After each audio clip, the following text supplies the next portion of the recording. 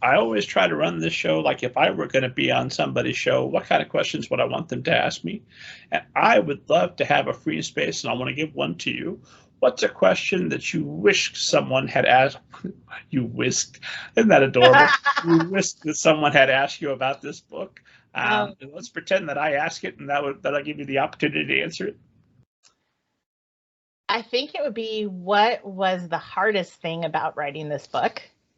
And I would say, like any reality television show, not everything was able to make the cut in this book. And there were some scenes that I desperately loved that unfortunately were cut. And there's just, there's a part of me that wishes I could have had a much longer book, just because some of these characters have such great stories, and that's my one regret. But in the end, they all served their purpose. They all did a great job.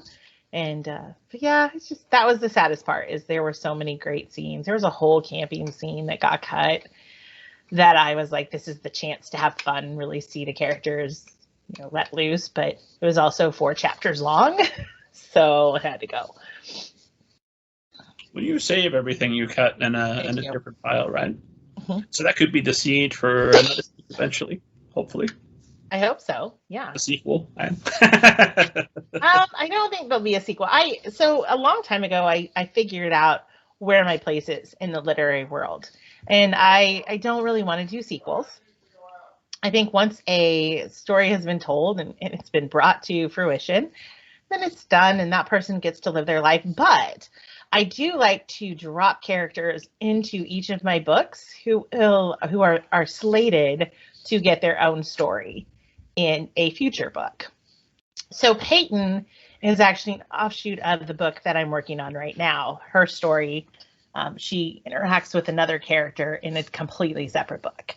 So lots and lots of little possibilities for future books.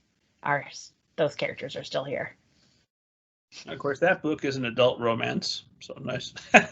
Yeah. Can we say anything about what you're working on currently, or is that bad luck? No. Well, I don't know if it'll get published, so I guess I don't know if that's good or bad luck.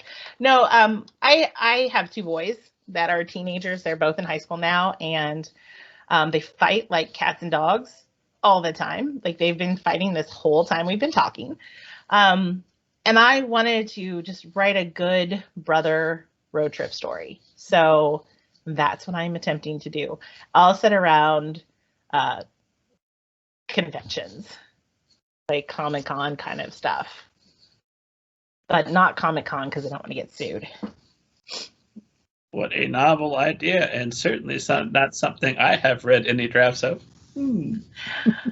Yeah, it'll still be different. I promise you. I've cut like half of the book.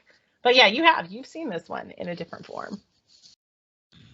I was just thinking, I know your family is big on Marvel and Star Wars, and so Disney Plus must be doing you guys right through the pandemic, right? Oh my gosh, yes. When the pandemic, like when everyone was in lockdown, my kids came to name it Forced Family Fun Night, because we forced them to sit down with us on Tuesdays and Saturday nights. And we watched all the Marvel movies, all the Star Wars movies.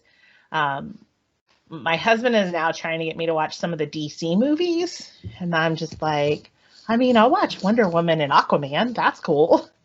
But we actually started Justice League last night, the uncut version. So yeah, that's gotta be a couple of nights watching. Yeah. But yeah, we're a total geek family. We do board game nights.